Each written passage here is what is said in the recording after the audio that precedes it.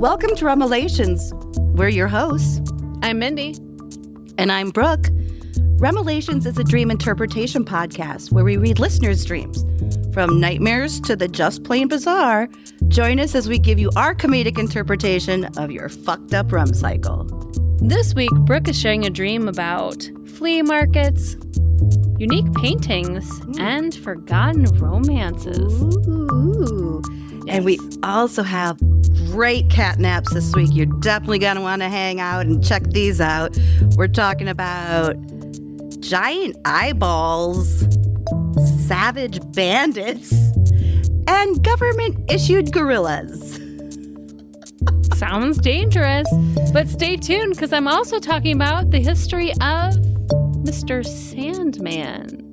You know, you've heard the music, you need to hear the songs, folklore. We're going to check it all out, Bestie. So stay tuned and let's get started. Woo!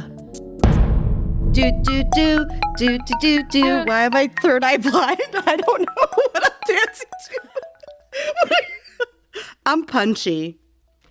Hi. Hello. Hello. Welcome. Oh, that was weird.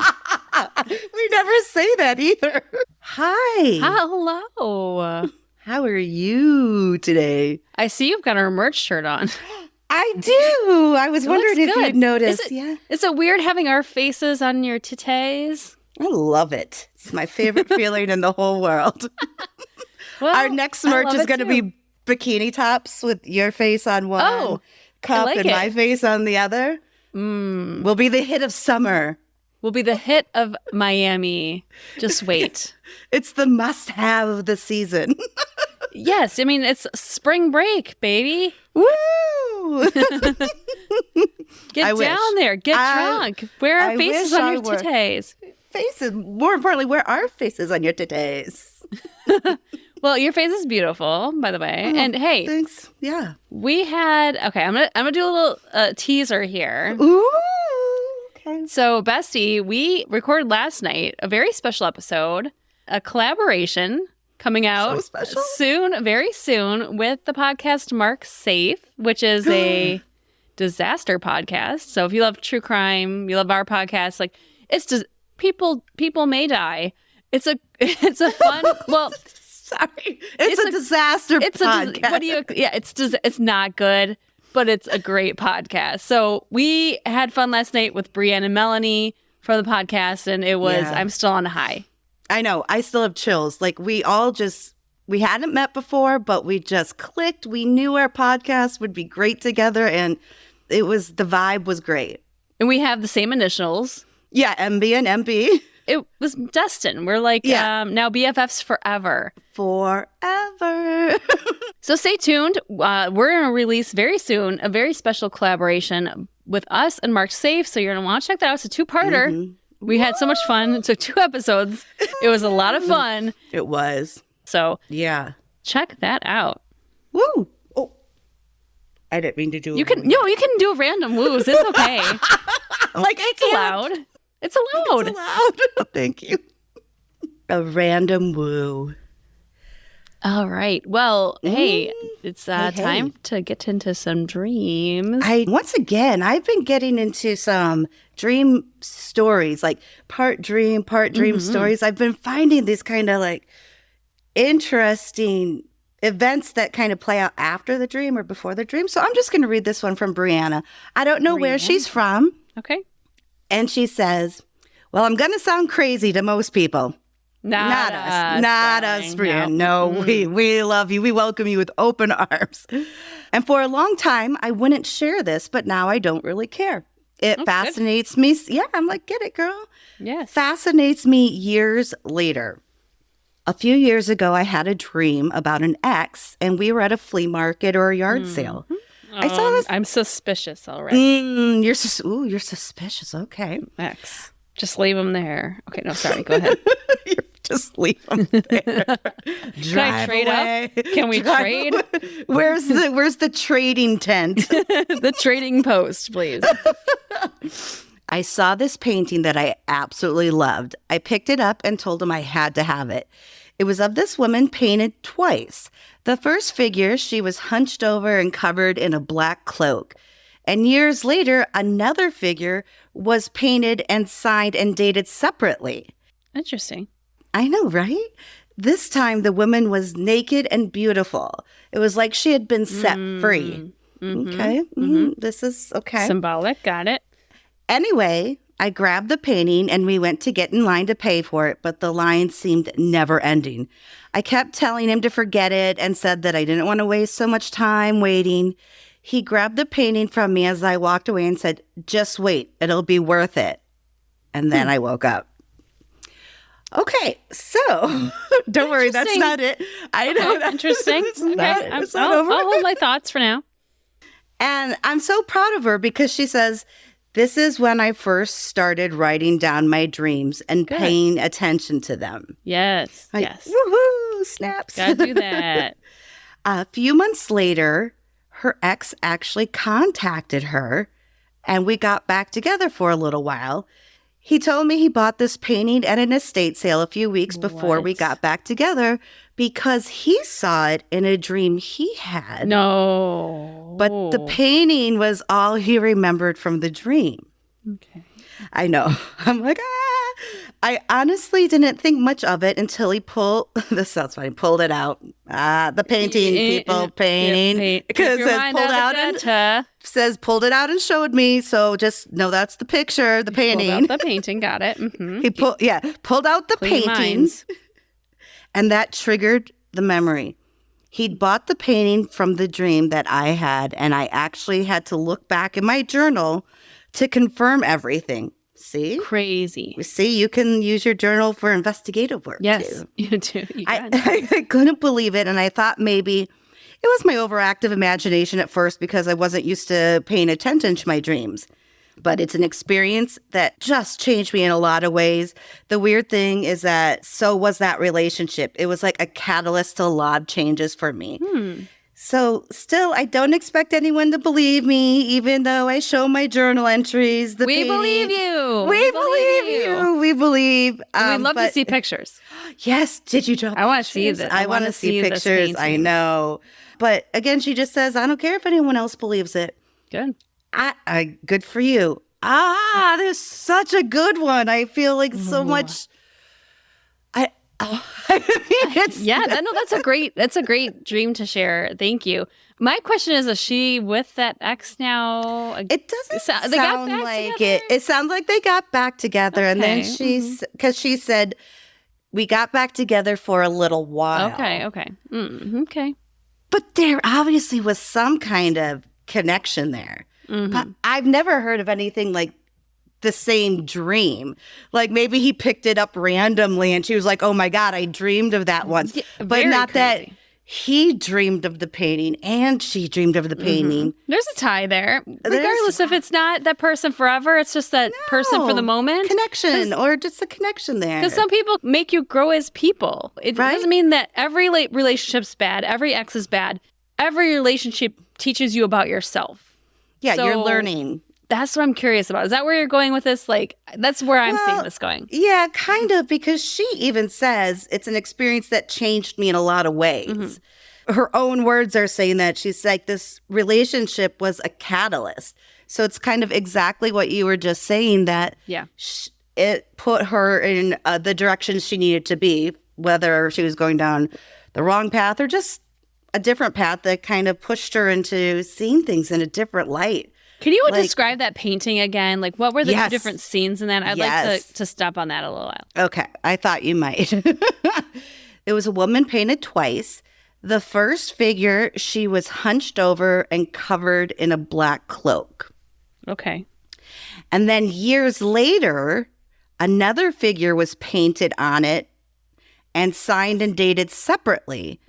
This time, the woman was naked and beautiful. So isn't it like someone painted not over it? It doesn't sound like. Right, which happened a lot back in the day. Yeah, like painted over it, but reusing the canvas. Yeah. But this is like painting on it, but still keeping that original, because I don't know. It's so interesting. It's very transformative, this painting, and maybe that's what this interpretation leads itself to be. yeah, I feel like everything symbolically in this dream is leading to transformation. But I think she's taking it well. Like, she kind of understands that, hey, this was weird. No one believes me, but I know what happened. And look what it did. Like, it changed my life in so many ways.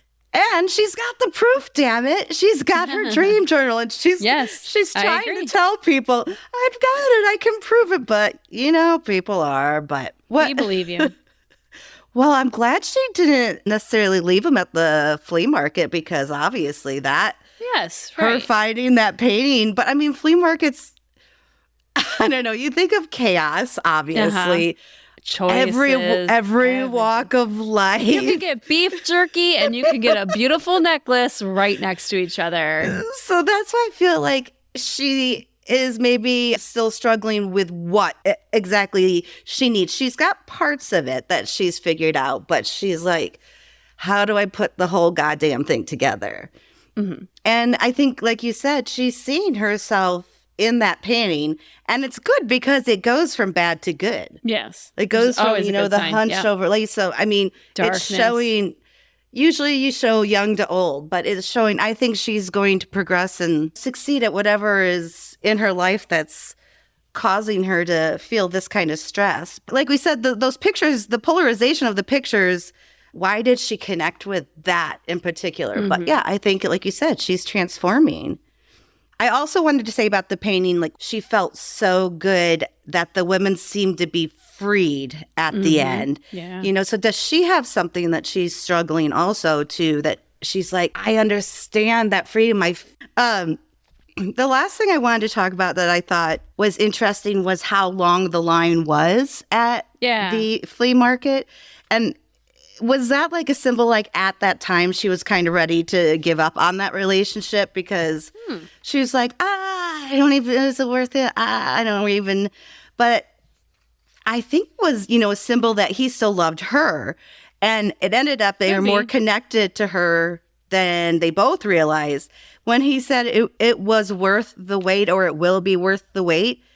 And then that comes up later. It was worth the wait, because them coming back together in that painting changed her life in many ways. I tell my kids as they went through middle school, I said, there are friends for right now. There are friends you're going to have that you're friends with now and you'll connect later. And then there's your forever friends. Like, not everyone's meant to be in your life every step of the journey. Some people will come and go, and some people will be there, and some people aren't meant to be there for your whole journey of life. You and I, for example, we fought for a whole year in high school and didn't talk. I thought we would never be friends again after that fight. I don't even know how that happened. Like, I don't even remember how we made up. You know what? I do know how we made up, because... okay. It was the year of graduation, wasn't it? It was the year of graduation. And I remember towards the end of the year, everyone's feeling, nostalgic. You're right. And as we were practicing graduation, there was a sign in the hallway that our last names were Fleur and Outage. So it was, this is where the Outage - Fleur kids lined up. And we're like, wait a minute, we're both on the same sign. And I took that as a sign, the sign of the sign that we're meant to be friends forever. It sounds so stupid. But no, but that's all it took. I have that picture somewhere, and I will find it. Please. Of us holding the sign that says Outage to Fleur. Oh my God. And I feel like amazing. That's what kind of, I don't know. I think that end of the year, we're like, why are we fighting? This is stupid. And it got to a point where, like, it just got blown out of proportion. It wasn't even a big deal. I don't even remember what it was about. Now. I don't know. I think there's probably a lot of little things, but we just, I don't know. Maybe we needed a year off. Maybe. And there was other times in our life where I was busy grazing kids and you were, living in different states. And we ended up still our paths crossed. So there are those people who will interweave themselves into your life. And I think it's important to realize not everyone's meant to be forever, and people will come in and out, but the important people will continue to weave themselves into your life throughout. Yes. Yeah. Wow, Mindy, that was gorgeous. Well, I'm just happier, my friend. I'm happier you're my friend. Doubt it. I win. You win. Thank you so much, Brianna. That was such a fascinating dream story. And wow. We believe you. And I would love to see that painting. Oh, I want to see the painting. And if you don't mind, maybe a picture of your dream journal. I'm not asking for proof. I just think it's awesome. Yes. Let's just send a gallery of photos. Yes, please. We just need to see a little bit of everything. So thank you again for submitting that.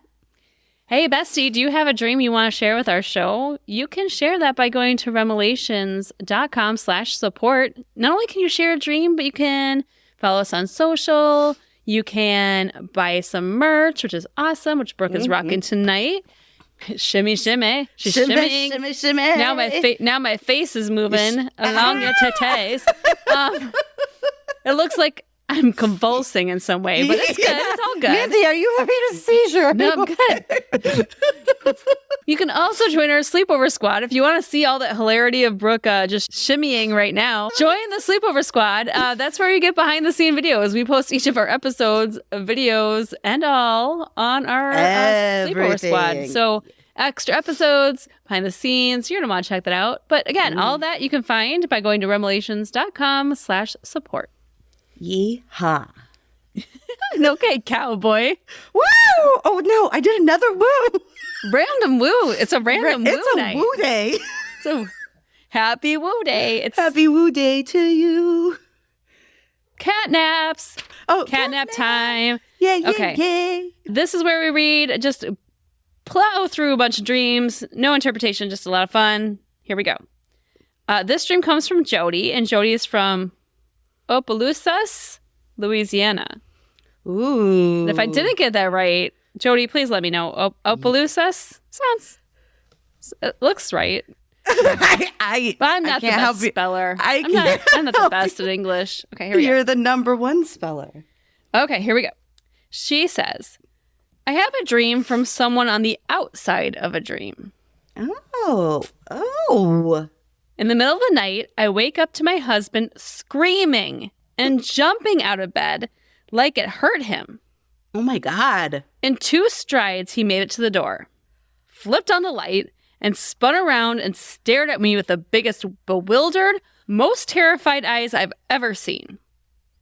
Could you imagine that scene? Like your husband just bolts out of bed right now, and I'm like, oh, what's wrong? What's wrong? Especially that Jody was in it, probably sleeping herself and just be awakened by that. Like, did someone come? Like, I would be thinking, like, is someone coming in? Oh, like, see, that would be my first thought. Yeah. Danger. He stood at the foot of the bed, panting like a dog, and my brain is going a mile a minute. Yep. Did he roll over the baby? Oh no! Oh no! Duh. She's in the bassinet. Okay, did he just shit himself? No. He wouldn't look so scared if he just shat himself. He wouldn't? I'm pretty scared. I like that she's explaining what's going on in her brain here. Like, so the baby shit himself. No. Okay, what's the next on the list? After asking him over and over what's wrong, I'm almost crying. He starts laughing. Bitch, what? He laughs and lays back down in bed, and I'm like, what the fuck? He rubs my face and says, you are covered in spiders. Excuse me? Why did he run away from her? He's like, bitch, I'm out. He's not helping at all. He takes off. He goes on to explain he was having sleep paralysis, and he opened his eyes, broke the paralysis, and saw me laying next to him covered in spiders. But I still lay down every night in bed thinking there's spiders all over me. And that's it from Jody. Jody.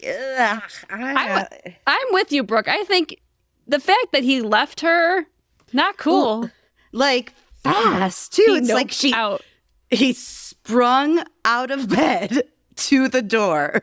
Like, rude. Very rude. Help me out here. Help me out. Brooke, do you have one for us? I do. This is Rick, and he's from Kentucky. And this is an interesting one. My wife and I found ourselves smack in the middle of a gala for Nazi officers and top party officials.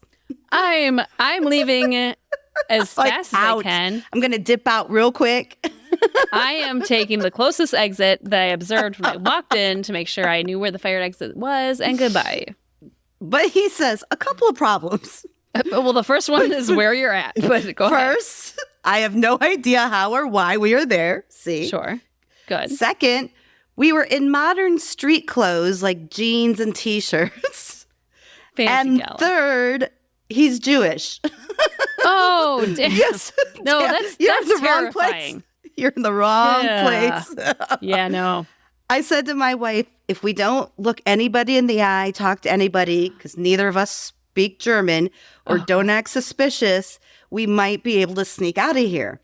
Terrifying. We just about made it to the door when a German officer came over, smiled, and said something to my wife in German. Sprechen Sie Deutsch? I think it's close.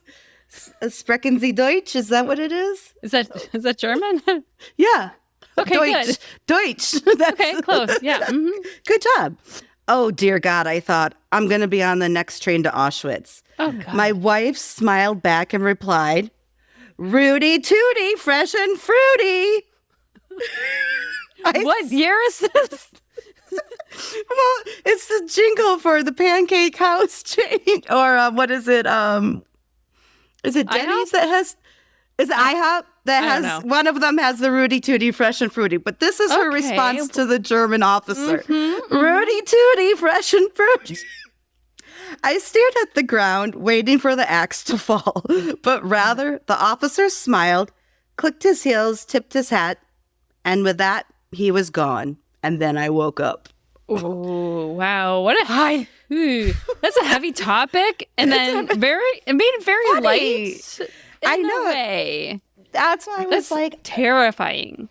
Could you imagine? Like, it's like behind enemy lines, but in the worst possible way, because you don't speak the language and you're wearing like something that just would stick out to anyone in that environment. I mean, it's a gala first. Horrible. It's in Germany during World War II and you're wearing like jeans and a T-shirt. No. And that's terrifying. That is so terrifying. I mean, to think of him like realizing that all of a sudden. Right. But I mean, it's probably like the weight of having that in your family history. Oh, yeah. And absolutely. As a personal note, Mark's mom, my husband's mom, was in Holland during World War II, and her mom, my husband's grandmother, was in a concentration camp. Yep. So I can only imagine that family history, so stressful, and then yet your brain's like maybe dissociated enough from the event that you're like, Rooty Tooty, fresh and fruity. You know, like, you have to do something. You have to, because it's such a horrible, horrible piece of history. My God. Wow.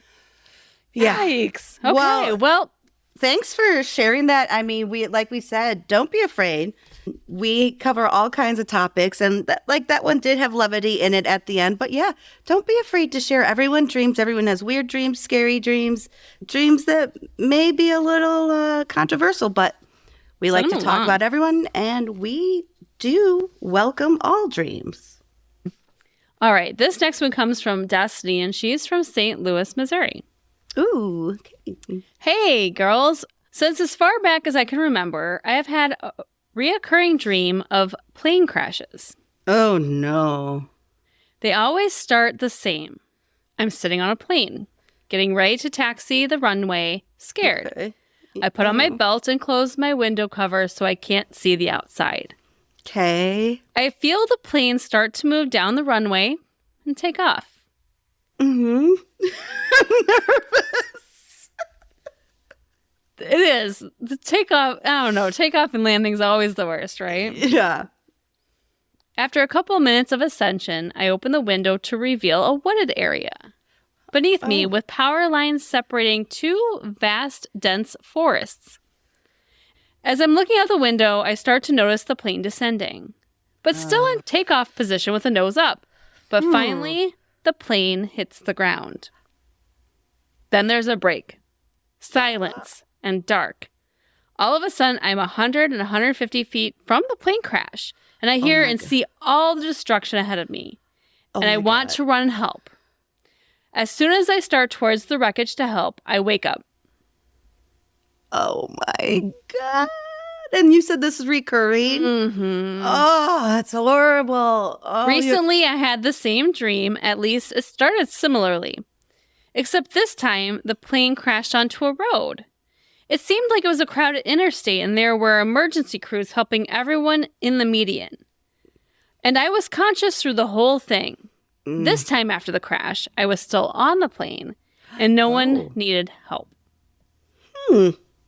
Interesting. So all different versions of I don't like it. That's I don't terrifying. like it. Terrifying, Destiny. And to not only have to be part of the disaster and relive that every time you dream it, but then also to have to relive the part where you can't help. Yes. Like it's like it's like double. It's too bad. It's and too I find bad it interesting. It goes from like she's in the plane to when it crashes, she's outside of the plane, like needing to help people. So that change of perspective, I think, is really interesting. And maybe she's just a helper at heart. It's a helper by nature. She's just a good person. Alrighty. I've got Miss Jenny from Carlisle. Okay. This is the one with the maze, she says. Oh, okay. This dream, or rather nightmare, was probably the scariest experience I've had. So this dream was a common occurrence during my childhood. I would dream of it often and always woke up scared. Wow, we've got lots of recurring dreams lately, I feel like. We do have a lot. Yeah, for sure. So it always started off with me in a large maze with no ceiling. The sky was a dull gray color. I start walking through the maze confused. Then a loud, monotone, but oddly soothing voice sounds off in my head. I never remembered what it said, but the way it talked was extremely scary. I sometimes thought of it as a voice of God or something. Interesting. So that creepy-ass voice comes up in my head, and it spooks me, so I start running. As I glance behind me, I see a large, like the size of a car large, hovering eyeball. Oh, no. Making its way towards me. That's too big. And that scared the shit out of me. Well, that's when I would wake up. That's too big. That's a big really eyeball. large eyeball. No, that would be creepy. That's like Lord of the Rings creepy. Like eyeballs should be normal size. It is too big for an eyeball. I think they should be like quarter sized at most. And shouldn't be moving and talking either. Does it have eyelashes? Nice cat eye. A nice cat eye drawn. Just a nice smoky eye. I wish I could. I wish I could nail a cat eye. Oh yeah. My niece, she can nail a cat eye. I'm so jealous. Like gorgeous. I can't gorgeous do makeup that well. Maybe a professional one. We should just go get head to toe makeover. We're like, we want cat eyes. Just cat eyes, and that's it. That's it. Can you just give us cat eyes? We'll be happy. Well, thank you, Jenny. Thank you. I don't want them chasing me, that's for sure. At least there's only one. Could you imagine if there was two eyeballs, like a pair? Ooh. All I can think about is like in Indiana Jones, where that giant boulder is like rolling down towards Indiana. I mean, classic Debonair man. I'll take it. Never gonna be uncool, no matter what he does. No, he's in.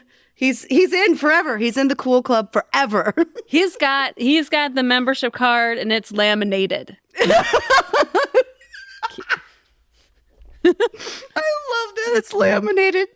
That's what it means. It's You're big time. in it forever. Some people in and out. You can take it back. It gets water damage. His is laminated. Safe. For sure. Anyhow, now that we passed that giant eyeball rolling visual, let me get to Amy's dream. Okay. And Amy's from Woodstock, Illinois, which is not too far. Actually, that's the town we got married in, Mark and I.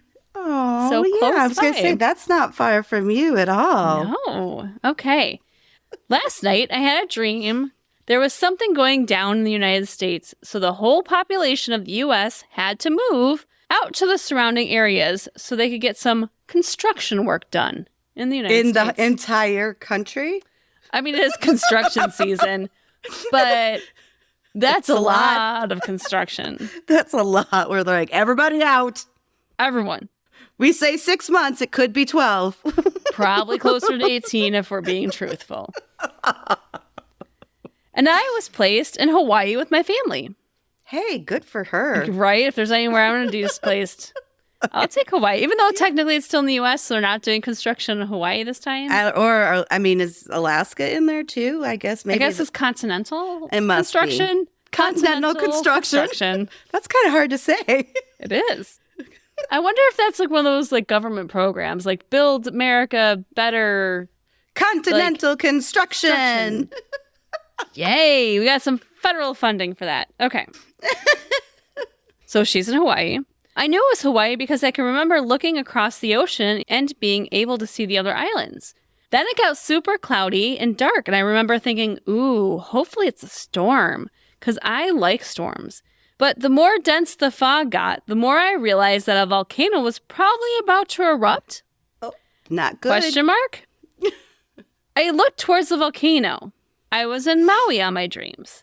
And then the top suddenly burst into flames as if it was about to erupt, but instead it just started shooting huge splats of lava strategically at the civilians below. Oh no! What did they do wrong? This seems like the government's trying to kill off people. Like, let's hoard them in one area and then strategically shoot lava at the people we don't want to survive. Strategically shoot lava. Yep, that's what it is. So everyone starts freaking out and running all over the place. And suddenly, there's a bunch of gorillas everywhere. Of course there is. Because they're indigenous to Hawaii. Yep. And they lumbeat around volcanoes. So there's a bunch of gorillas everywhere. And they were attacking everyone that looked like they were trying to mimic them. There's a lot going on. Don't mimic a gorilla. Watch out for the volcano. Don't mimic the damn gorillas. So much. 2 things you have to do to survive. Don't upset the volcano. Don't mimic the gorilla. Come on. Easy rules. All I remember is I had lost my friends and family, and I found this old man, and we decided to team up and decided the best escape would be to start swimming towards another island. Oh. We got in the ocean and started swimming as fast as we could. And I remember looking back at the island, seeing the total chaos and destruction. The island of volcano lava and gorillas. Oh, that's a dangerous island. I've always wanted to go to Maui, but maybe not now. Not if there's those gorillas. I don't think I've done anything to upset a volcano, so I don't think I'd be strategically hit or by the government. Right, I think that's interesting. It was very strategic. I am worried about the gorilla situation because you know me, I'd probably walk right up to one, like wanting a hug, and it would just crush me. You can't. You just got to not even give them eye contact. Those gorillas are dangerous. They are, but I want government-issued gorillas. Government-issued gorillas. Dangerous. It's like the new army. Why not? This is Joe, and he's from Silver Springs. J-O-E? Joe? J-O-E. Yes. Okay. Thank you for Silver asking. Springs. Okay. Mm-hmm. So all the power in the world just goes out. Just like that. Not good. No. I don't, what am I going to do? The whole world? I can understand my block in the summer, but the whole world, that's like, no. The whole damn world. Okay. And apparently, I'm in a middle-aged, badass man with a goatee's body. So apparently, yeah, you got a good one. I'd like that. I want to be that man. I know. And he goes, just bear with me on this one. If I was to go back to the Middle Ages, I'm definitely not being a female. No. Going back almost anywhere in history, I don't want to be a female. Even these days, who knows? But who knows? My God. I would go I like this middle-aged badass, he says. White man. I like it. I'm there. Okay. So I need to find my apparent family for some reason. Like it even matters in a post-apocalyptic world where they are. But Sure. I would still want to try to find anyone I could. Okay. So it's a little foggy. I needed to get higher. I looked in the distance and see a giant cell tower. Okay. So very, very forward. Very medieval times. Very for the medieval times. Who gets the cell phone? Is there one? Beep boop, beep boop, beep boop. Hello? Hello? Are there gorillas there? Okay. See you then. Can you turn back on the power, ComEd? It's out. It's out everywhere? It's no, not just the neighborhood. The whole world. And then ComEd's like, your estimated return time of power is 14 hours and 3 minutes. You're like, oh, okay. Okay. What can I do for 14 hours? A lot. There's a lot. Okay, so there's the giant cell tower with just a lot of junk hanging on the sides and a massive fort on the top. Cool. I make my way to it and begin my ascension. So I make it to the bottom of the base and climb into a hatch. Well, turns out the place is some kind of savage bandit camp. What? There are screams of terror and agony within the dark, cold metal base. I make it to the loudest scream, which is a guy being cut up alive on some makeshift metal operating table. Oh my Joe, God. go. Don't stay. Get out I don't of need this. the I fort. don't need my cell phone. Never mind. No, leave the phone. Get out. I continue sneaking through and making it to the leader. He apparently knew where my family was, but it turns out they had already eaten them. And then I woke up. Oh, Poor Joe. What a time traveling dream, though. I know, right? From medieval times, torture to cell phone tower. Yeah, a little bit of everything in there. I don't know. I don't like it. I don't like it a lot. I don't like the idea of that guy getting cut up alive. That's not good. I don't know what else is going on in that fort, but I would, or that camp. Stay away from bandit camps. Never good. Never good. All right. This one comes from Barry, and Barry is from Rancho, California. Hey there. Today I had a strange dream that I had to stack birds. That's a tough job, Barry. I don't know. Do they stay still? What kind of birds? I know. I'm just trying to picture how this big birds actually works. Yeah. I got to the parrot, and the friend beside me said, "No, you have to reach the seagull." So she showed me how to get the seagull up there, and then I had to put the parrot on. Oh, it's like Angry Birds. You got to figure out which color pig does what. Right? Is it like the finch, like the littlest bird on top? A hummingbird just like floats above the top. Which one's going to do the trick? Yeah.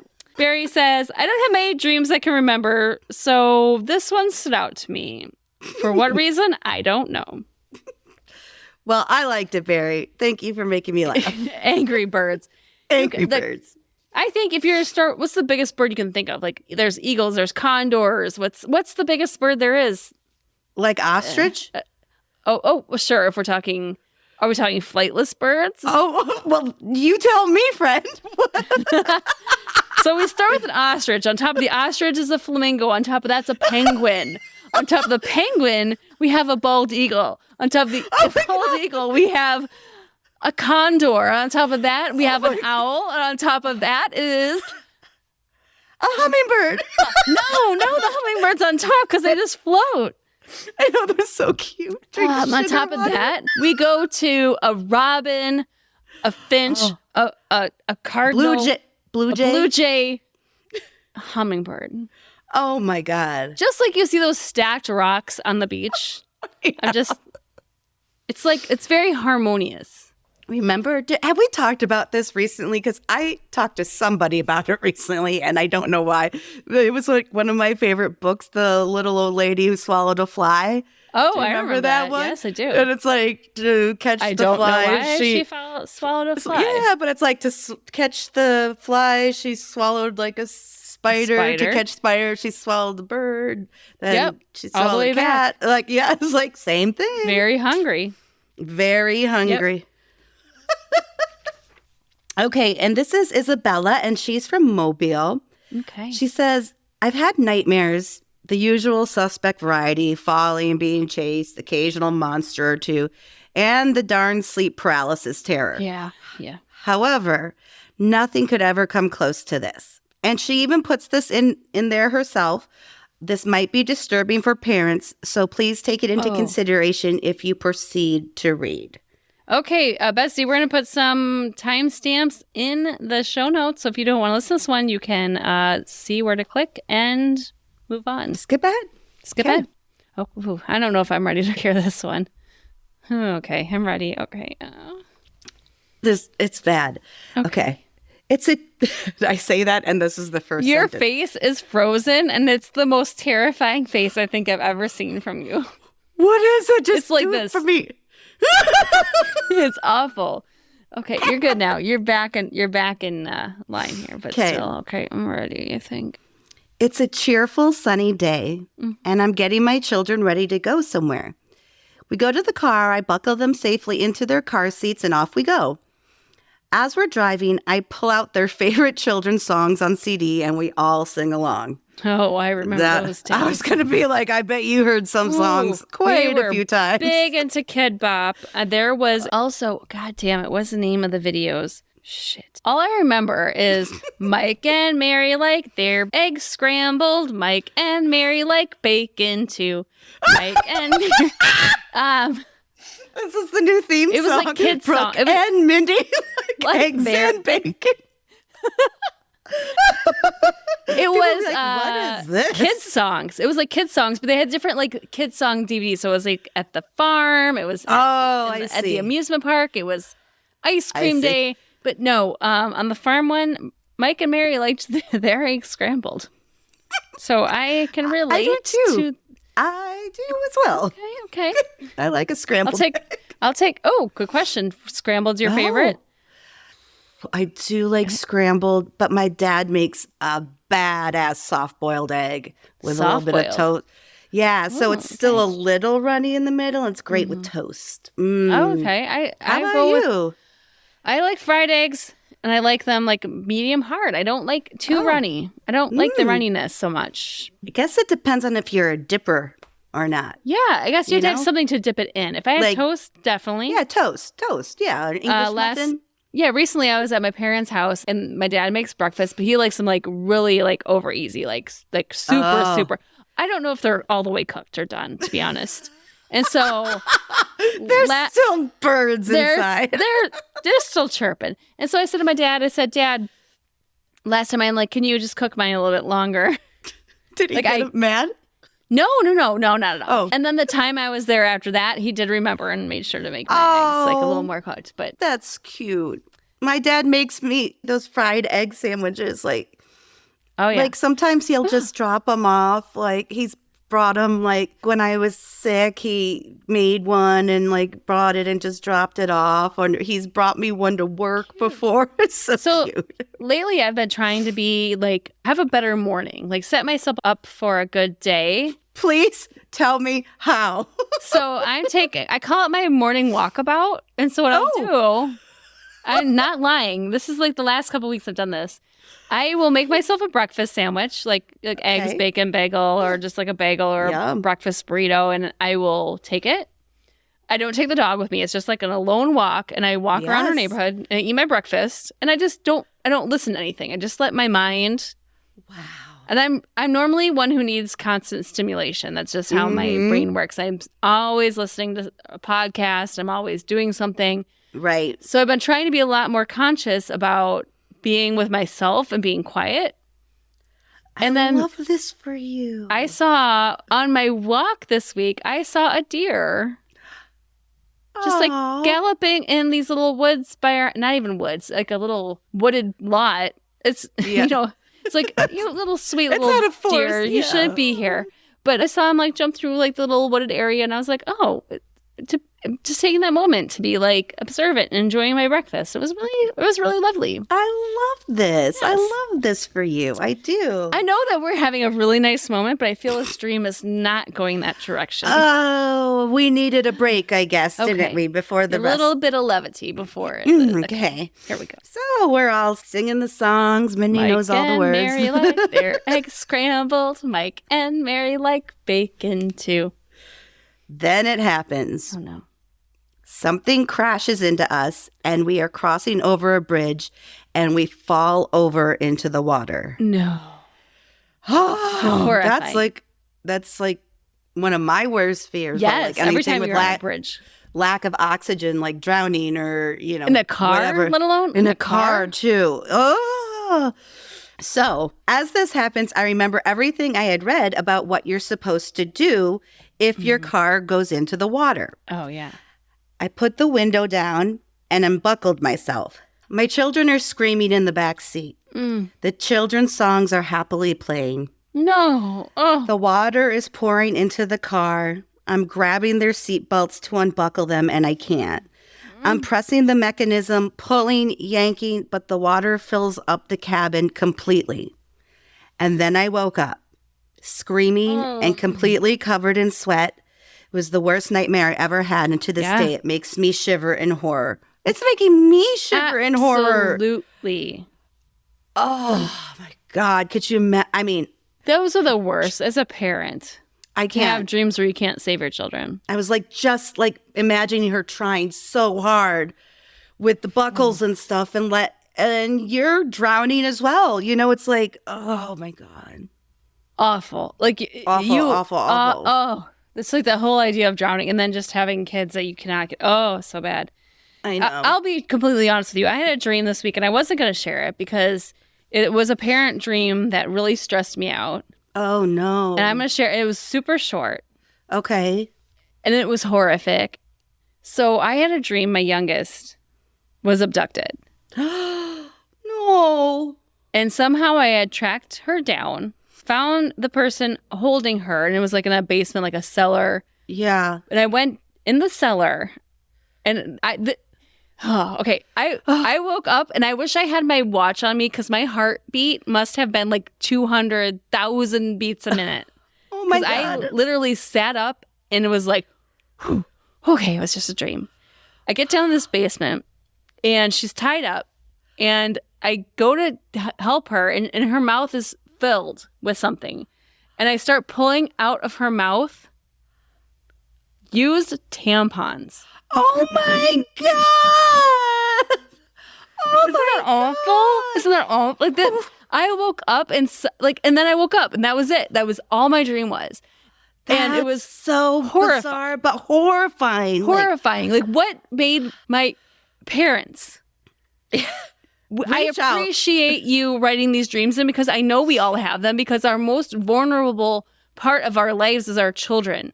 And so I know I'm not the only parent who has this. And obviously, Isabella, you feel the same way about your children. And if your unconscious is going to get to you and scare you, it's through things that happen to your children. Oh, yeah. And so please write in. Please let us know these things. You're not the only one. Yeah. It was horrifying. It took me quite a while to fall back asleep after that. I can't even imagine. I had no idea where it was going, and it was... no, but what? Why that? Why? I know. Why? Let Mindy know. I know she doesn't like her dreams analyzed, but I gotta want to know just a little snippet of what you think. No? Okay. If I'm going to analyze my own dream here for a second, and this is like a completely off the cuff, completely raw and real here. She just turned 14. Mm-hmm. She's becoming a young lady. Yeah.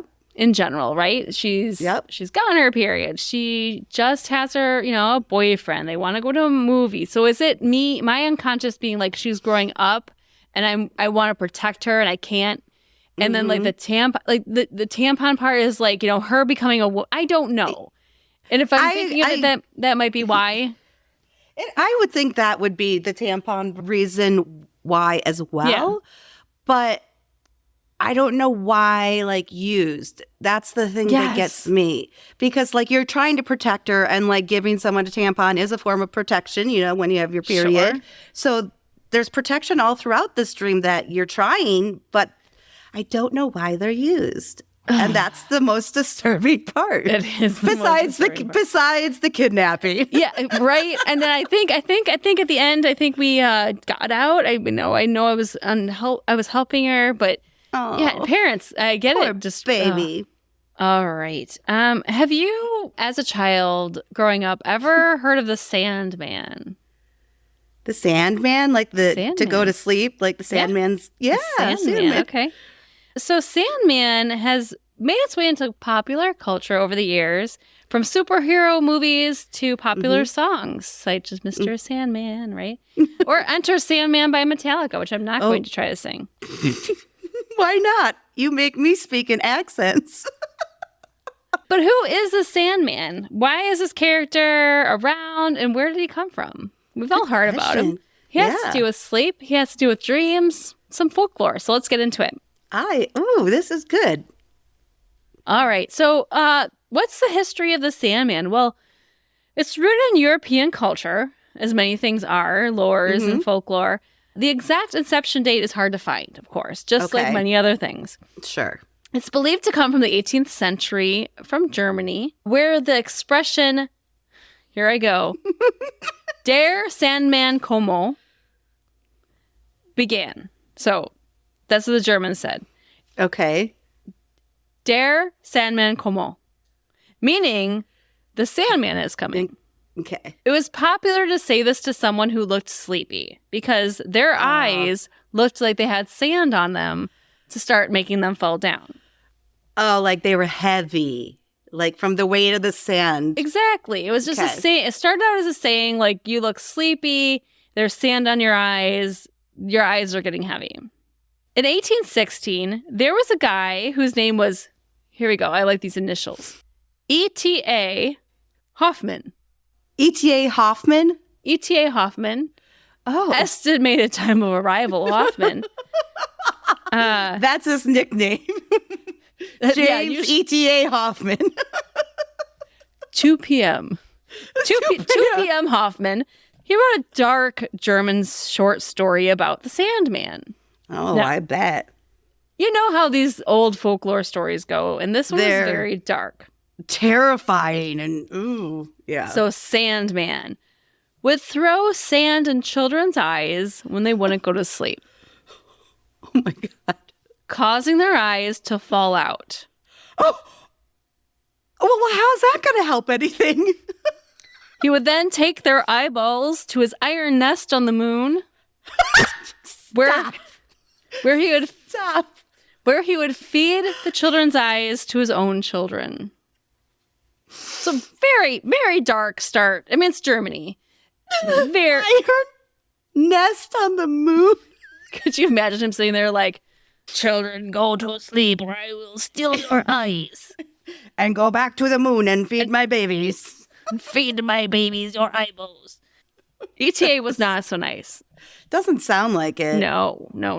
But then in 1841, the very popular Hans Christian Andersen, very familiar of children's literature, created a folklore story from a man named... This is a tough one, Mindy. You picked a tough topic. Old Luke Oya. Was this a Danish name? It was actually a very popular Danish name, and it translates to close eye. And so here's an excerpt from his story. In the evening, while the children are seated at the table or in their little chairs, he comes up the stairs very softly, for he walks in his socks. Sandman walks. Okay. Right?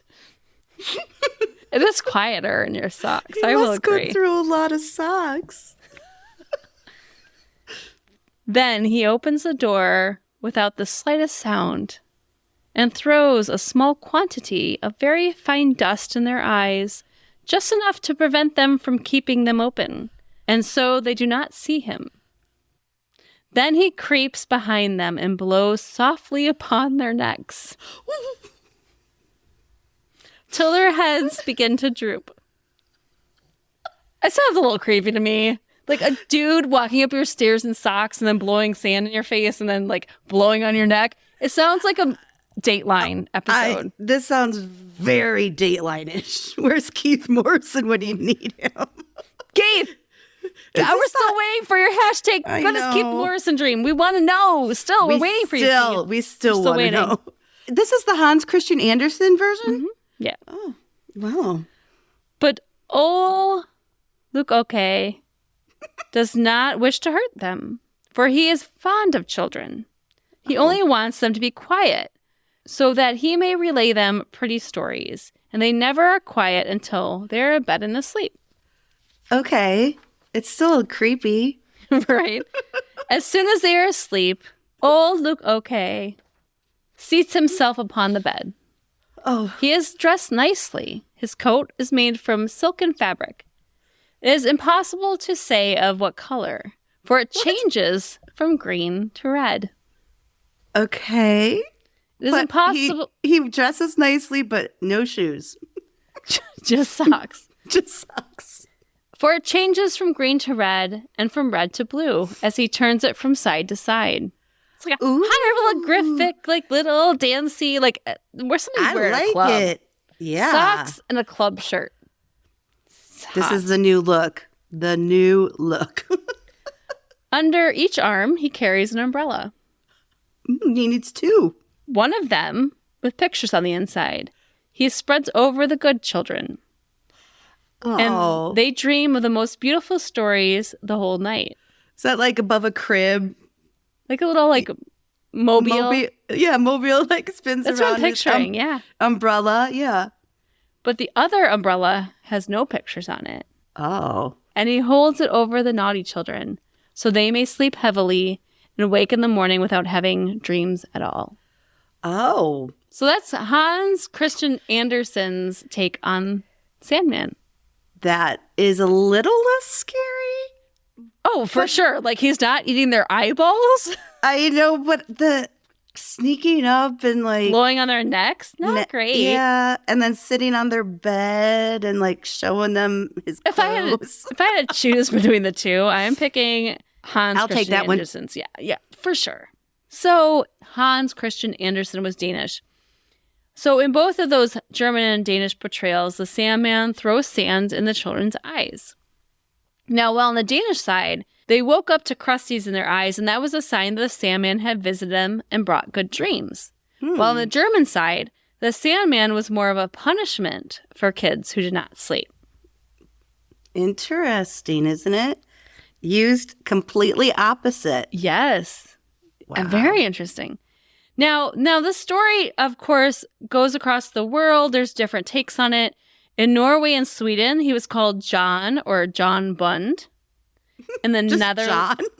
John? That's scary. Well, it's funny. John, John, or John, Jon, Bond. So it was two different spellings of John. I don't know why.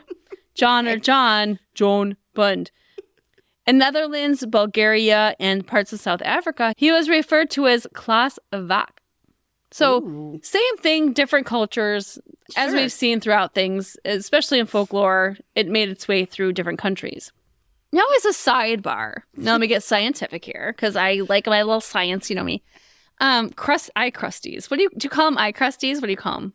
Yeah, I guess I would say eye crusties. I don't have an official name. Boogers. Oh, like eye goop, boogers? Eye goop, eye boogers. I think I would say crusty.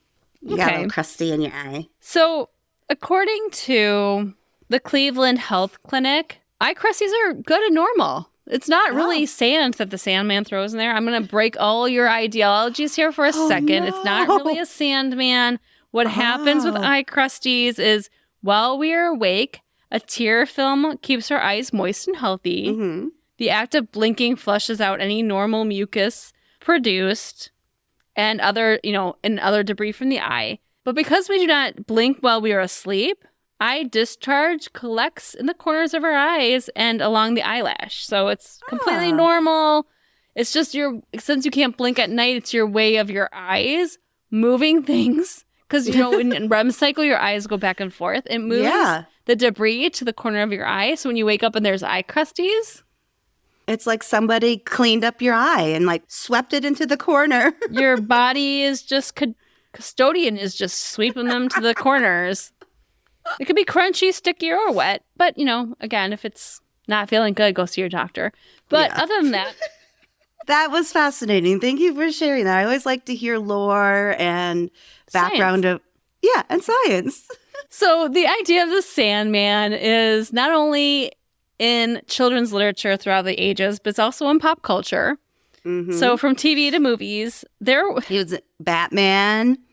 And I didn't know about Batman. There's a character named Sandman. Okay. And he throws sand. He's creepy. He wears like one of those, what are the burlap sacks, like creepy. A bird face. He throws sand on you.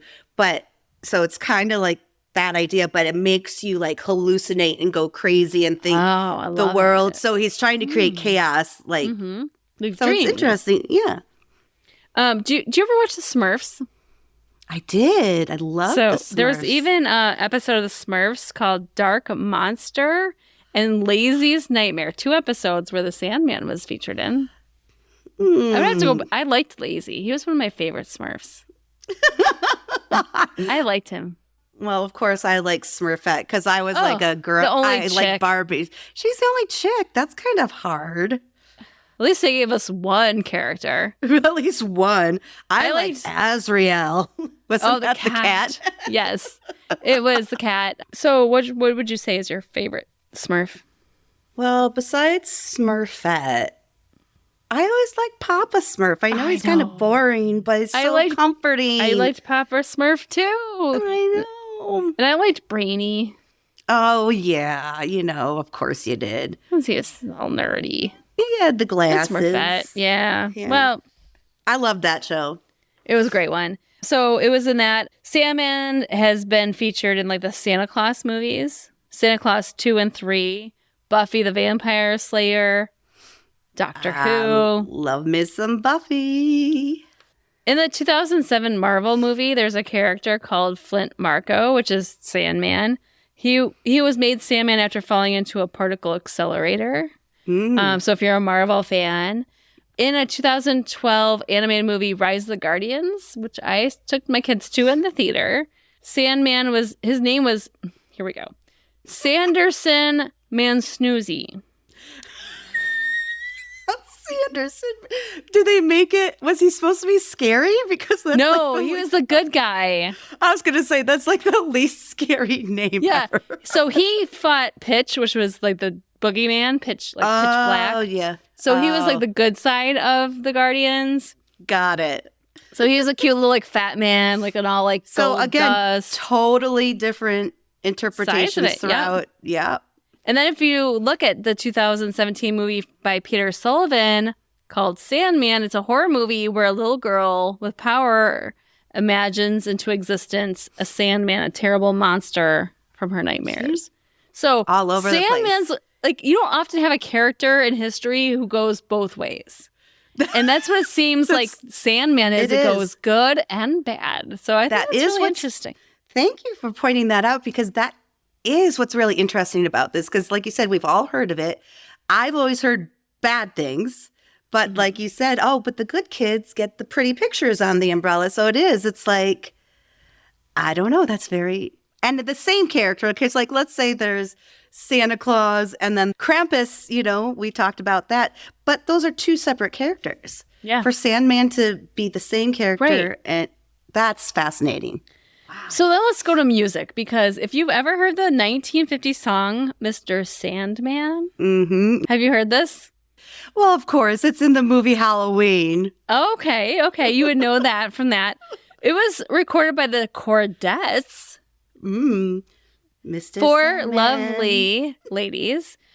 Bring me a dream. Yes. It reached number 11 on the charts in 1950. It was also recorded by Dickie Valentine. Dickie's my favorite. I don't know who Dickie Valentine is. He reached number 5 4 years later, recording the same song. Like back in those days, I guess they just They recorded a lot of same songs. They recorded the same songs. Dickie Valentine got number 5. The 4 Aces also recorded it, and they reached number 9. So the funny thing about the song, Mr. Sandman, and you can look this up, listen to it on Spotify or find it on YouTube. So in the quartets, here's what they want in their dream man. You ready for this, Brooke? And let me tell me if you agree if this is your dream man here. Okay. 2 lips of roses and clover. Yes. A pair of eyes with a come hither gleam. Yeah. Now we're talking. A lonely heart like Pagalochi. I had to look this up. He was an opera singer. He was very lonely, I guess. Oh. Wavy hair like Liberace. So this was before they found out about Liberace. Right. And give him the word that I'm not a rover. Which, if I can only take that one way, I'm not a dog. I think it means I'm not like a cheater. I'm not gonna. Oh. I don't know. Rover, like I'm not a bad looking girl. I'm not a rover. I'm not a dog. I took it as like I'm not gonna leave. Like I'm not one to wander around. Like think of like a Range Rover. Well, that's not what I'm saying back then, obviously, but like I'm trying to say what rover. I get what you're saying. And it had to rhyme with clover. Of course. You gotta have those lyrics that rhyme. And then it says, and then tell him his lonely nights are over. So she's gonna get some. So is he. So that is the Mr. Sandman song. But I really like to get into this Metallica song. Oh, are you a fan serious? of Metallica at all? Yeah, you could say that. I am a fan. And of all the Metallica songs, this is one of my favorites, is Enter Sandman. Oh, yeah. Yeah, classic. one of my favorites. But here, maybe you don't know this about the song. Okay. So this song was written by the guitarist Kirk Hammett, and the lyrics were done by James Hetfield. And James Hetfield was the lead singer. The original lyrics were actually written about sudden infant death syndrome. Do you ever hear this? Why does that sound so familiar to me? I must have somewhere along the line, but I don't know the details, so. Okay. So when James brought the original lyrics, they were scrapped. Eldridge and the producer, Bob Rock, were like, this is kind of too heavy. We can't. Dark. It's too dark. We need you to go back and rewrite the lyrics. And according to Aldrich, he said at the time, Metallica abided by the rule that, quote, nobody could comment on anyone else's stuff, like their work, like what they brought to the table, like no one could comment on it. But the producer and the drummer both had to draw a line here, especially with such a potentially big song, and he was told that his lyrics weren't as good as they could be, and he had to go rewrite them. Wow. James said, quote, and that pissed me off so much, I was like, fuck you, I'm the writer here. Right. But that was the first challenge that someone gave to me, and it made me work harder. Good. So, if you don't know the Metallica song, you're going to have to go listen to it. We have a Revelations playlist that has a bunch of songs about dreams and sleeping, and this one's on it. So if you want to check it out on Spotify, you can check it out. In the end of the song, they actually recite a prayer from 1781, which is, now I lay me down to sleep. He says it. He doesn't sing it. He's like, oh, I lay me down to sleep. Pray the Lord my soul keep. Yep. If I shall die before I wake. Yeah, it's like awesome. The whole premise of the song is written on about the Sandman and what an evil person he is. Now, if you know the song, the lyrics go off to Never Never Land. But originally, because it was about SIDS, sudden infant death syndrome, those lyrics were disrupt the perfect family. Wow. So instead of off to Never Never Land, it was disrupt the perfect family. Wow. Yeah. And they had to rewrite it. It was too heavy. I mean, SIDS is not anything to be like taken lightly, and that's something we can probably cover on an upcoming episode. But the fact that this was written about an evil entity coming into a room and taking a child. Yeah. It was almost too heavy for them to produce as he originally had the lyrics written. it really surprises me, that story. I get it, but they have gone so much darker than that. Like, so much darker. One of my favorite songs is One, and it's basically about like a Vietnam vet who is in a coma, laying in a hospital bed, and he's in constant pain, but he has no way to communicate that to the doctors and stuff. And it's intense. I mean, it goes into drug addiction. Like it. Right. Wow. So, yeah. That's so cool. Instead of Off to Never Never Land, you're always going to hear it as Disrupt the Perfect Family. Now I am. Anyhow, Metallica had a big hit with that, Enter Sandman. And to wrap it up, Ed Sheeran actually recently wrote a song called Sandman about bringing magical dreams. So even today, there's still pop culture that's bringing in the idea of Sandman. Positively and negatively, it seems Exactly. like. And that's the thing I was going to wrap up on is no wonder we have a fascination with this lore character of the Sandman. Right. We don't understand dreams. Just like in this versatile fairy tale character, you can go either positive or negative. Being the master of dreams has been depicted across centuries as good or evil. Just like our dreams can be good dreams or nightmares. Ooh. Good luck and good night. Yes. But wow. That was a good one, Mindy. Thanks, darling. It's one of those things that's always part of culture. You've heard it from... It is. I mean, I heard that 1950s song growing up. And so then, then you heard the Metallica song. But it's like, where did that idea ever come from? I think it's interesting how it developed in multiple cultures, being positive or negative. I know. So many things, That is fascinating. We're confused. We're always confused. Yay, culture.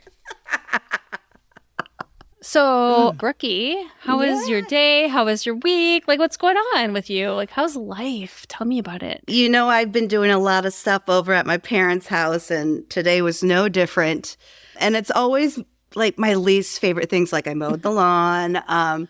Today, I put mulch all over where their flower beds are. I was going around mulching. Oh. So, like, stuff I've never done because I've never liked planning. They have always done it themselves. Like, what do you just tell me what to do and I'll help you? No, mulch is not an easy task. I didn't care for it. And it was a nice day, but like, even me, like, I get burnt.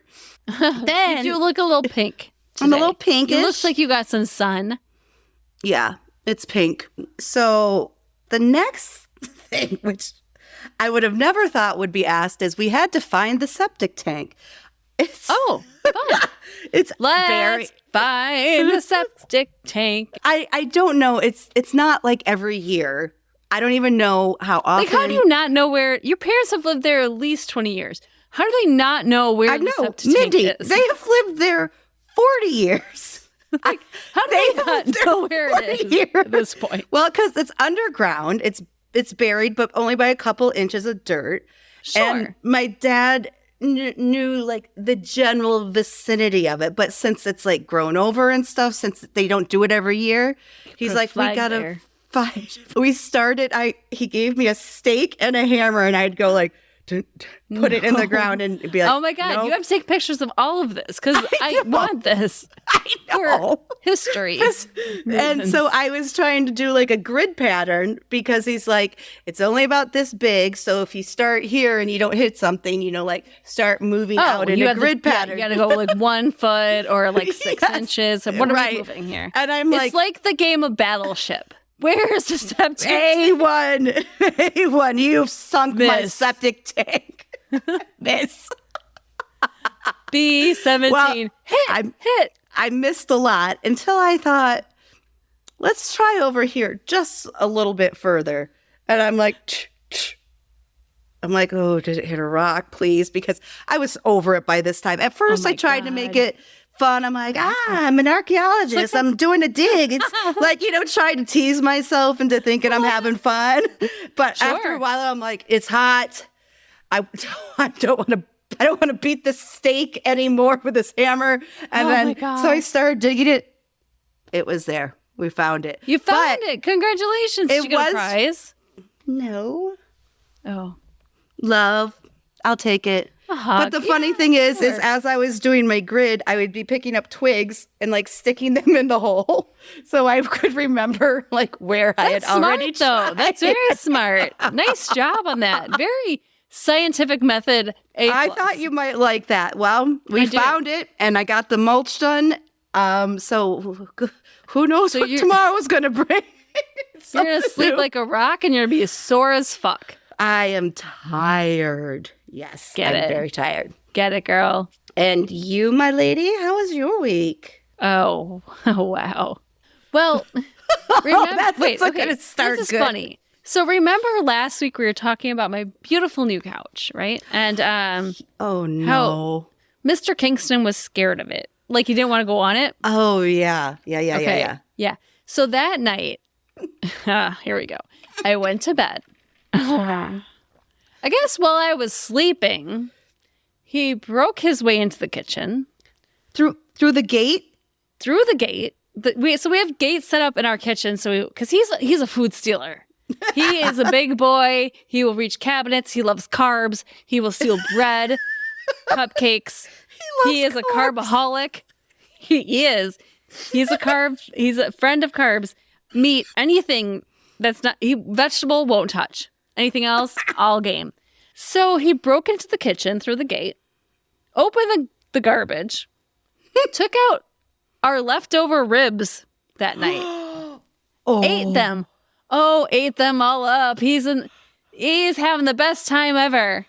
And not only was there barbecue footprints all over my kitchen, my brand new couch in the morning. So apparently he wasn't afraid of it after his rib dinner.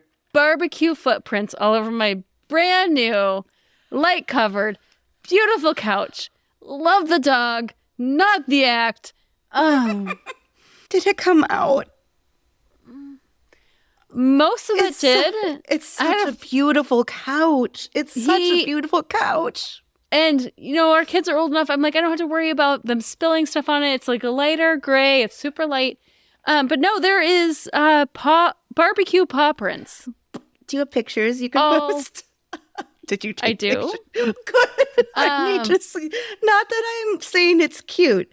I feel your pain. It's not the same. I did curse myself. I'm like, oh, I'm so afraid of the new couch. It's so cute. Nope. That little no sympathy asshole anymore. Decided to enjoy his barbecue rib feast. Make Mom mad. And it worked. Good job, buddy. You made her mad. One day, Kingston. I got a little shit too. His name's Haddonfield. Your boyfriend. I have one more little story for you. Remember last week we were talking about being observant? Yes. What happened? Are you okay? Tell me now. I'm scared. Did something happen? I'm fine. I'm here. Obviously, I'm fine. Well, you might have PTSD. I'm alive. But this, I do have a little bit PTSD on this. Yes. Yay, dyslexia. Okay. Oh my God. So this is crazy. We talked about being observant, being aware of surroundings. Yes. This was just a couple days ago. I pick up the kids from school. We're driving home. We're pretty rural. We'd drive down these like 2-lane highways. Mm-hmm. One lane going each direction. And in front of us was a oversized load. Oh boy. Okay. Yep. And it had the banner on the back, oversized load. It had the flags coming out the sides. And my oldest twin looks at me and she goes, "Don't they have to have like the cars that follow them when they do that?" I'm like, I don't know. I think maybe it depends on the load. It depends on where they're going to and from. Because you know how they have like the cars in front and back. In the front and back. Warning you. Yeah. This is very interesting. I have no idea where this is going. So it's a flatbed semi-truck. So it's got a semi-cab in the front. Yep. Big flatbed truck. And we're, like I said, rural. So it's 3 giant plastic containers, like big cylinders. Yep. Like that I'm guessing like fertilizer or other things are stored in. And they looked empty. Right. Okay. But they're like the containers for them. And if I have to guess size, I'm guessing the diameter of these cylinders are easily 15 feet wide. I mean, bigger than a lane of traffic. That's why it's a wide load. Is it bigger than an eyeball in a maze? It's bigger than an eyeball following you down the maze. Okay. But there's 3 of them on this flatbed truck. And so 2, like one's standing like top to bottom. Yeah. And then 2 are like on their side. Big. Super big. Yeah. I'm like, but as a teaching moment, she's 17. She just got a driver's license last year. I go, that's why we drive a little bit further behind. Like we're not right up on this guy. Because it's a wide load. Take your space. Because I'm like, it's going into both lanes. Right? Yeah. You can't pass it. So you can't pass it. He's like going on the side of the lane where it's like hitting the rumble strips. So here's my final destination moment. Hashtag, what does Devin Sawa dream? My love. He was all over my walls from Teen Beat magazine. I can't. Devin Sawa. Nope.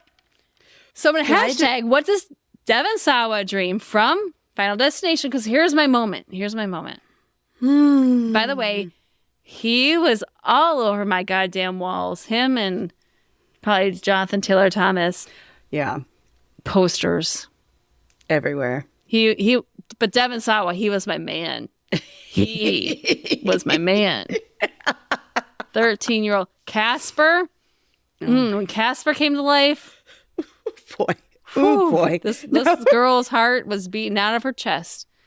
Devin, let us know what you dream. Thanks, Devin. And I like him for such a different reason.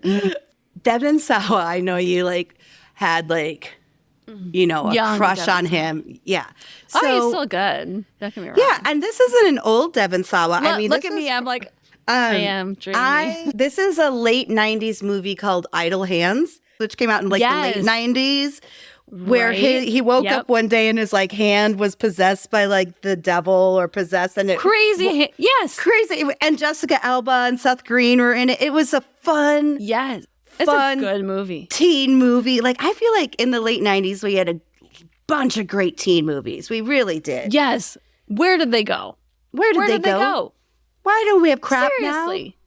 now? We had good shit in the late 90s, people. I worked at Blockbuster. Devin, I know. Devin. She knows. Talk to Mindy, please. Yeah. And then I think I might have sent you a letter back in 1993 or 4. So if you want to respond to it by sending me your autograph now, I'd be highly up to that. Thank you. Brooke's dying, by the way. I'm pretty sure. I'm like 99.8% sure I wrote him a letter. So many crushes. Anyhow, so in a true Final Destination moment, I was telling my daughter, I'm like, this is why you don't follow trucks so closely. Right. If there's anything that the Final Destination series did, it made us conscious drivers. And I don't know if you've heard this. I've heard that there was a study about what was the most influential movie of social culture, which means what changed your behavior and how you live your everyday life. And Final Destination was up there because people will not drive behind a log truck. Right. You don't want to get impaled or any of that shit. What other movie can you think of off the top of your head that you change your actual, what you do because of a movie? It's pretty up there.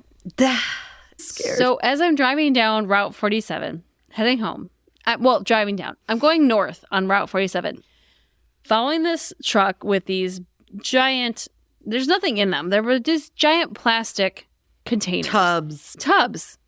But yeah. So we get to an underpass. So we get to a viaduct where there's a train track over top. Mm-hmm. And the very clearly labeled 13 feet 10 inches. 13 feet 10 inches. Like slow motion. I'm seeing this thing and I'm watching it and I slow even further down. And next thing I know, this semi in front of me with these giant things goes under it full speed. Like, not even like stopping, like, ooh, am I under 13 feet, 10 inches? Nope, doesn't care. Just goes under it. Oh, there's a metal pipe on the top of this plastic thing that comes off and goes head over end like a flippin' baton towards my car. No. Yes. No. And I'm just looking at it going, oh my God, this is my final destination moment. Where's Devon Sawa? Just watch this thing fly off, hit by the viaduct, like the top of it. Top of the train tracks. And it end over end falls 4 feet in front of my car. If you hadn't slowed down, Mindy, it would have been through my goddamn windshield. Oh, Mindy. And I was like, what? Sorry. Oh my God. I were you stopped. shaking like crazy? I went around, like, as soon as it hit the ground, the concrete, I went around to the right. I was probably going like at least 45 miles an hour. I mean, if it's a highway, it slows down at that part. 45 miles an hour. I go around it. There's like a white work truck behind me. He also slowed down. We all go around it. The truck driver didn't even fucking notice. Like, he keeps driving. He keeps driving like... Doesn't realize his load. Wow. First of all, the structure to the bridge is compromised now. Like, what if that affects the trains that are now going over that? Big deal. Goddamn kind of viaduct. A big deal. Yeah, kind of like, do I need to contact the NTSB? Second, the truck driver now has ruined his load. Dirty. He splooged his load. He splooged it. He splooged it all over Route 47. No clue. And so I'm in the right lane. It finally breaks into 2 lanes after that.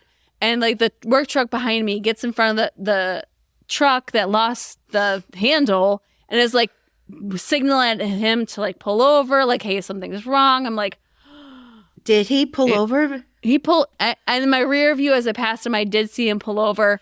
But I was like, my God. Wow. I'm glad I was observant in that space.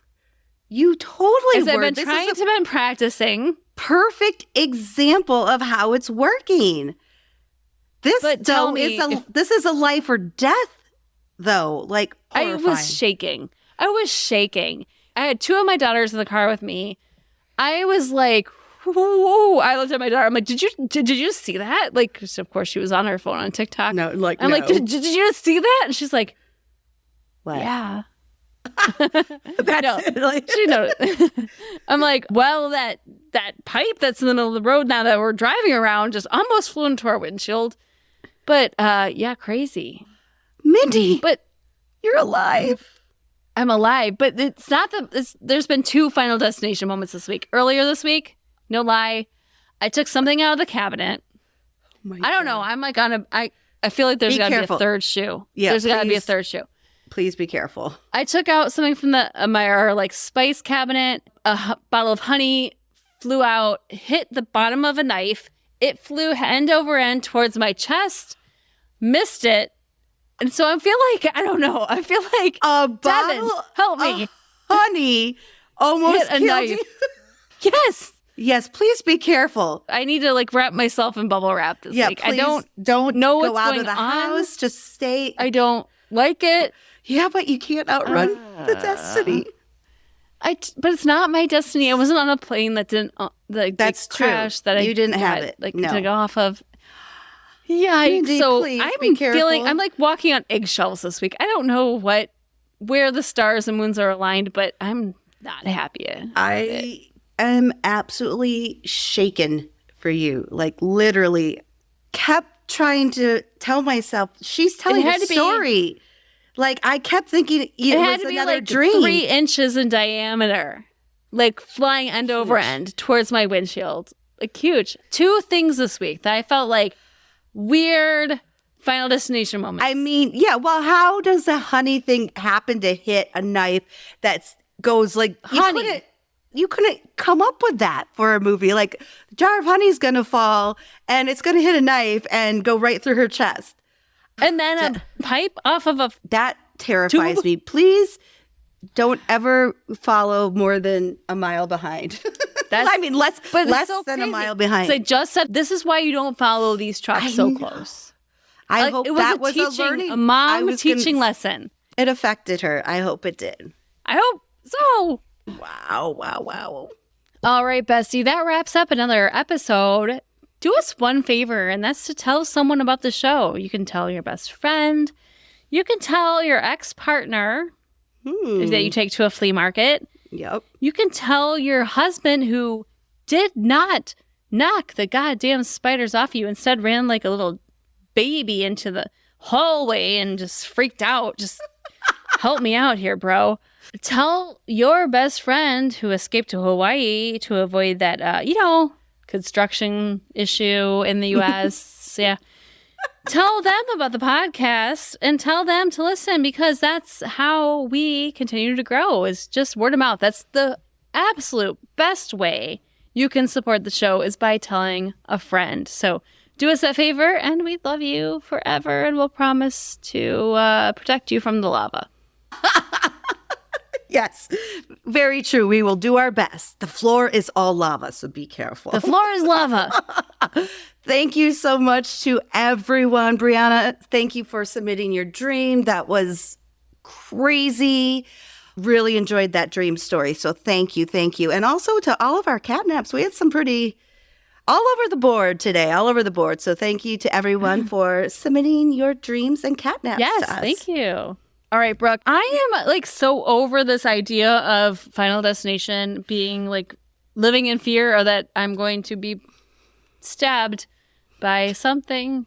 I don't like it either, Mindy. I'm over it. So let's stay safe. Let's be observant. Let's leave 1,000 feet between us and the truck in front of us. And until next week, sweet dreams, bitches. That was horrifying. Mindy, I am shaking.